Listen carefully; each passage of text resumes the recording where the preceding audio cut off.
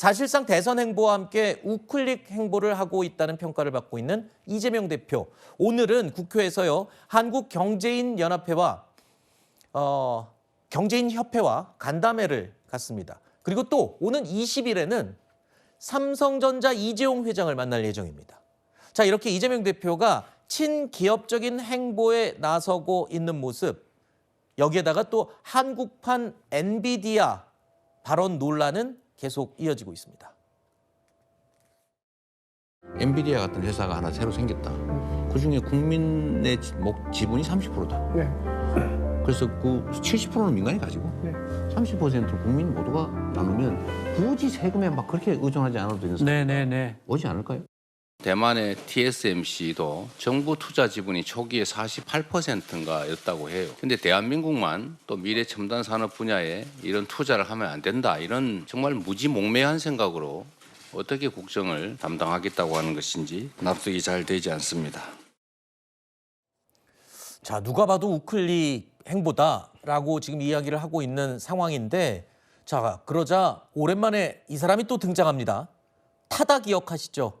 타다 창업주인 이재용 전 대표가 이재명 대표를 향해서 쓴소리를 날렸습니다.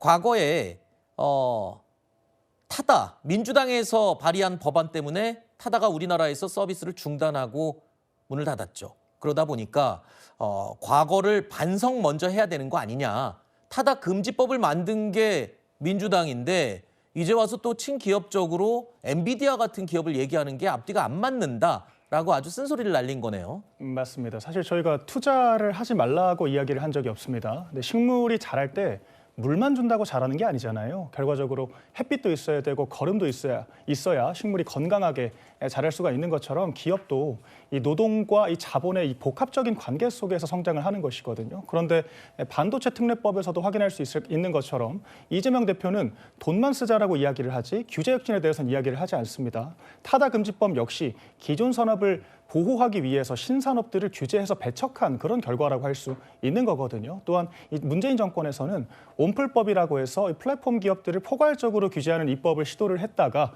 좌초가 되기도 했었고, 과거 그 어떤 정권보다도 기업 규제 정책을 많이 만들었던 것이 문재인 정권이었습니다. 지금도 이재명 대표가 그런 어떤 노동자들의 불법 파업을 종용할 수가 있다라고 하는 이 노란봉투법을 세 번째 지금 입법을 추진을 하고 있는 게 아니겠습니까? 이런 상황에서 돈만 쓰면 기업이 성장할 수 있다는 발상 자체가 부적절하다라는 것이고요. 엔비디아라는 기업도 우리나라처럼 이 52시간제 엄격하게 규제하고 그다음 상속세도 최고세율 60%까지 묶어놓고 그 법인세도 OECD 평균 수준조차도 안 맞춰주고 있는 상태에서 일단 기업이 잘할 수가 있다라고 하는 것 자체가 이게 얼마나 경제 실현 가능성에 대해서 무지한지에 대한 반로라고 생각을 하고요. 경제는 어떻게 관철시킬 것인지가 어떤 발상 그 자체보다 훨씬 중요하다. 이 말씀을 드리고 싶습니다. 지금 이 K 엔비디아 발언에다가 윤희숙 여의도 연구원장, 경제통으로 알려져 있죠. 윤희숙 여의도 연구원장도 또 한마디 거들었습니다. 앞서 말씀드린 것처럼 오는 20일에 이재명 대표가 이재용 삼성전자 회장을 만나는 것에 대해서 이렇게 얘기를 한 겁니다. 삼성전자 지분 30% 내놔라라고 협박받았다면 연락 주세요라고 이야기를 했습니다. 이거 좀 너무 희화한 게 아니냐라는 비판도 있긴 합니다만. 네. 윤희숙 연구원장 같은 경우에는 경제 전문가로 불리시는데 지금 이재명 대표의 그런 말의 취지를 이해하고 있으시면서 이런 식으로 표현하는 것 자체가 굉장히 저는 부적절하다는 생각이 들고요. 이재명 대표가 다시 한번 말씀을 하시긴 했지만 K 엔비디아 관련된 내용은 초기 혁신 기업에 대해서 정부 주도로 국부 펀드를 투자해서 키운 다음에 거기에 대한 이득을 국민과 함께 나누겠다는 그런 의미입니다. 다른 여러 나라들이 진행을 하고 있는 방식이라고 할 수가 있겠고요.